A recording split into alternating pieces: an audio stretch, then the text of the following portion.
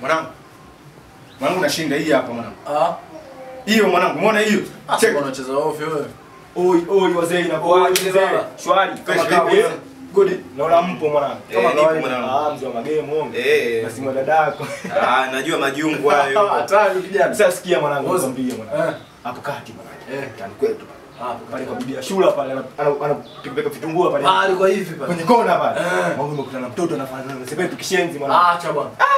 Kwa kabisa ni Wema Sepetu anafanana na mtoto. Mtoto mbele Wema nyuma Wema anaambiwa. Kwa Wema Sepetu anafanana na mtoto. Kweli duniani mwanangu watu wawili mwanangu. Mtoto hatari mwanangu.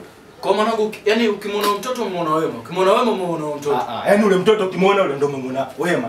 Ukimwona Wema hujamwona ule mtoto kwa sababu ule mtoto ndio kafanana na Sepetu. Hapo sasa unayumba mwanangu.